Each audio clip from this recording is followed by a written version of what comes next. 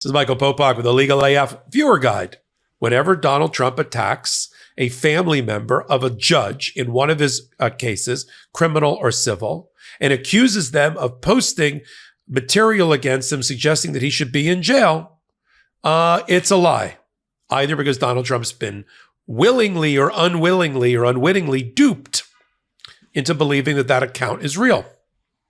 We have two main examples of that. One just happened recently. Donald Trump decided to go after the soft underbelly of the Judge Merchan, in the criminal case involving Stormy Daniels and the hush money cover-up that starts on the 15th of April in New York. And since he can't attack the lawyers or the witnesses or do any other that types of intimidation, he'll do whatever like a mob boss would do. Actually, mob bosses won't do this. They won't attack civilians. They won't attack family members. Donald Trump will. He's worse. He's worse than a mobster because he went after the daughter of a judge in one of his criminal cases because the judge allowed her to be fair game by the way he wrote his gag order. But in doing so, he lied.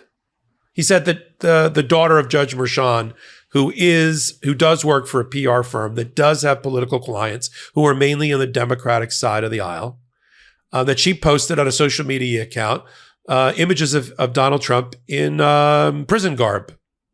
That's a lie. And as the New York court system had to instruct the world and inform Donald Trump that account had been disabled by Judge Merchan's daughter over a year ago, and it had been reconstituted by bad people and bad guys who took control of the account and posted this imagery. It wasn't hers. It's not attached to her email address, and she's not. And how stupid would it be for her, right? Because she was already earlier attacked by Donald Trump when the indictment first happened, when the Judge Merchan was assigned to the case, just as he was assigned to the case of the criminal tax evasion fraud case against Donald Trump's company that resulted in a jury finding 17-0 against Donald Trump's companies finding tax fraud. He bashed Judge Merchan.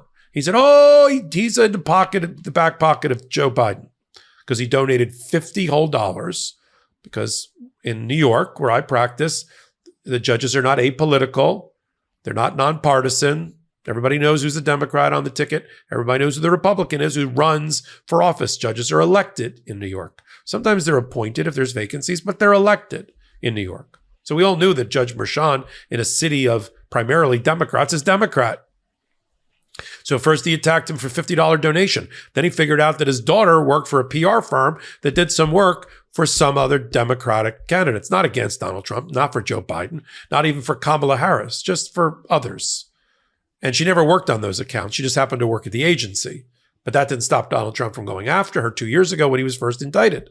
And now we're back at it. Once Donald Trump figured out the contours of the gag order, he figured out the daughter was fair game. How disgusting and depraved. So he went after her, except he lied and said there was a social media account that was linked to her when that was a lie. And the court system of New York had to correct it. But it's not the first time. I said this is a viewer guide. You might think, is Popak doing deja vu again? Didn't Donald Trump get duped and lie about another social media account, about another judge and their family member? And you'd be right. Because he went after, Donald Trump went after Judge Engoron and told his followers and listeners and whoever would give him the time of day, that Judge Engoron's wife had a social media account that similarly posted photos of him in prison garb or F Donald Trump or whatever it was. And that was a lie as well. The problem with Donald Trump's lies is the problems with all lies. It's that old saying about a lie gets all the way around the world before the truth gets its shoes on. That by the time the truth comes out, 12 hours or 12 days later, the media has moved on, the media's attention has moved on, the news cycle has moved on, and Donald Trump got to do what he wanted to do, which was to bash fraudulently members of the criminal justice system or civil justice system, judges and their daughters. He's a bully of the first degree. He's a bully of the first degree. As I said, members of the mafia don't go after civilians, don't go after family members, wives and daughters. But Donald Trump is worse than that. He knows no boundaries. He'd put a horse head in somebody's bed if he thought it would be effective. So he stood up, and he doesn't care that he's wrong. That's the thing. That's called willful blindness. That's called reckless disregard for the truth. If I were the daughter of Judge Mershon, I would file a lawsuit for defamation against Donald Trump. I could think of a lawyer or two, not named Michael Popak, that you could retain. Robbie Kaplan comes to mind, the lawyer who's made a cottage industry out of successfully suing Donald Trump and taking hundreds of millions of dollars out of his wallet in representing E. Jean Carroll, for instance, who was terribly defamed. This poor young woman's young professional career is being damaged by Donald Trump. She may not want to only have Democratic constituents or clients as part of her client base. I mean, money is green. Maybe she wants to represent other people. But Donald Trump is making it impossible for this person to have a successful career. Unless the Democrats rally around her, which they should, and give her lots of new business. That's what I would suggest. So this is also an advertisement for her. Another PR firm should make her a partner in that law firm and have her focus on Democratic accounts. But in the meantime, it could also have a negative impact on her, and Donald Trump doesn't care because he's going after the soft underbelly of the gag order to go after a family member, just as he went after fraudulently and falsely Judge Engoron and his wife that way. Ever tried to break a bad habit and felt like you're climbing Mount Everest in flip-flops? Yeah, we've been there too. But here's a breath of fresh air. Fume. It's not about giving up. It's about switching up. Fume takes your bad habit and simply makes it better, healthier, and a whole lot more enjoyable. Fume is an innovative, award-winning flavored air device that does just that. Instead of vapor, Fume uses flavored air. Instead of electronics, Fume is completely natural. And instead of harmful chemicals, Fume uses delicious flavors. You get it. Instead of bad, Fume is good. It's a habit you're free to enjoy and makes replacing your bad habit easy. Your Fume comes with an adjustable airflow dial and is designed with movable parts and magnets for fidgeting, giving your fingers a lot to do, which is helpful for de-stressing and anxiety while breaking your habit. The first time I tried Fume, it was way more flavorful than I thought, and it feels very fresh. The look and feel of a Fume is very sleek. It's well weighted, perfectly balanced, and extremely fun to fidget with. Plus, Fume's just released a magnetic stand for your Fume, so there's no more losing it around the house. And it's built with fidgeting in mind. You can spin your Fume around on it. Start the year off right with the good habit by going to tryfume.com/legalaf and getting the Journey Pack today. Fume is giving listeners of the show 10% off when they use my code LegalAF to help make starting the good habit that much easier. Start the good habit at tryfume.com/legalaf to save 10% off the Journey Pack today.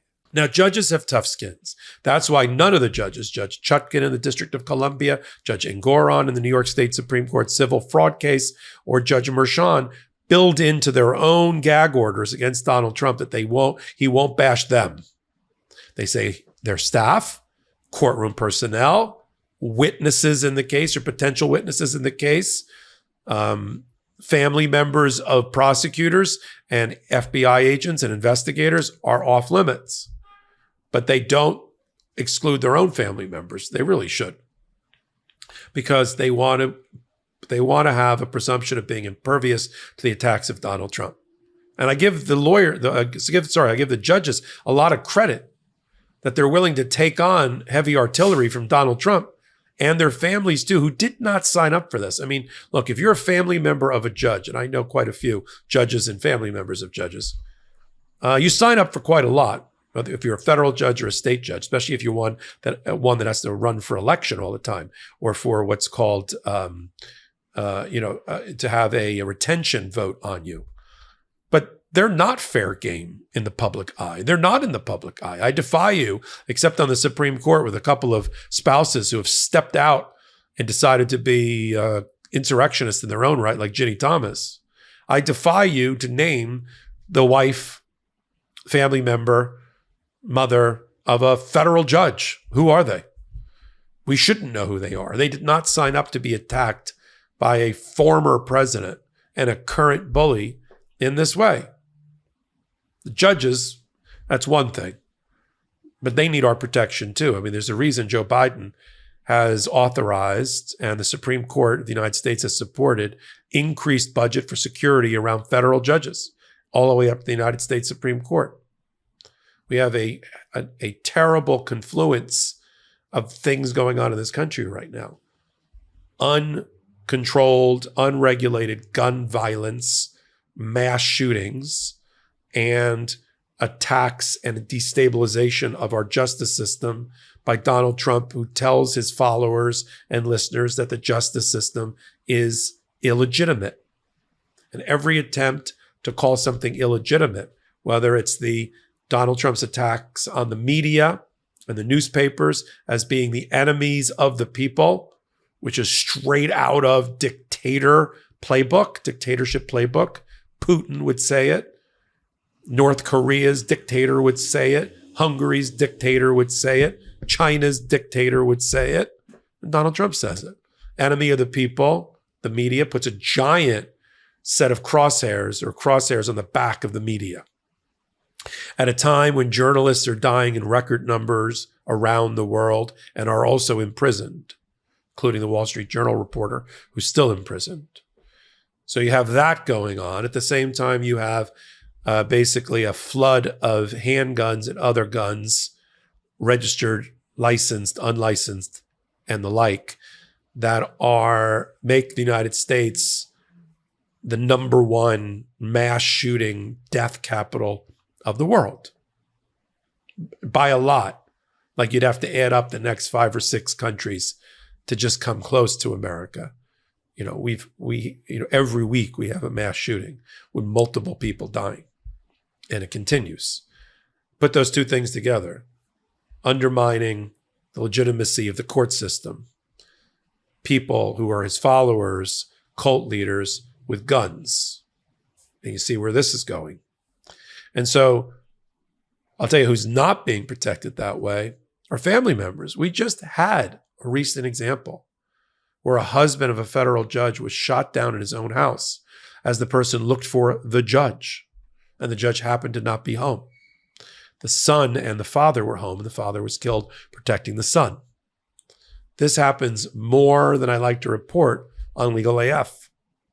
And so this hot take isn't just about the headline of Donald Trump gets duped or on purpose attacks a judge in one of his case's daughters.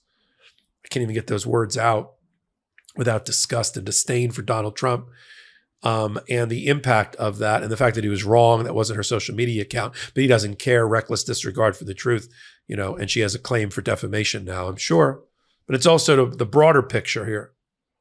What happens when Donald Trump rails against and tries to delegitimize the court system, and the impact on the minds, some of which are not straight, of his followers? Not all of them. I'm not claiming that everybody that votes for Donald Trump is nuts.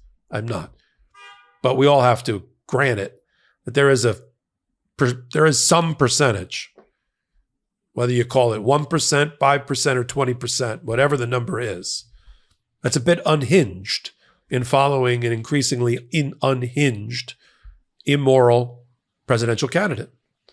And many of them have weapons, and our Supreme Court is okay with that and has already turned the Second Amendment upside down to say that everybody can have a gun and use a gun for self-protection or for sport, regardless of any regulation, no regulation, unless there was a regulation on the books from the old-timey times of the 1800s and late 1700s that matches something today, regardless of the fact that the weapons have become so powerful that they rival that as used by the armed forces in people's homes and schools and churches and malls and movie theaters, and the list goes on.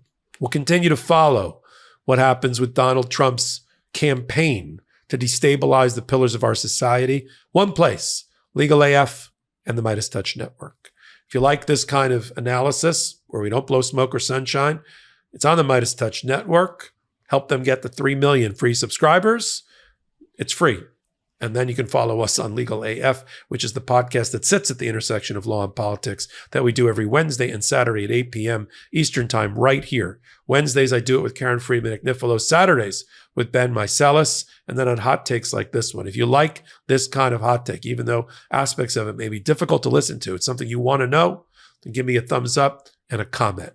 And let's start a dialogue right here.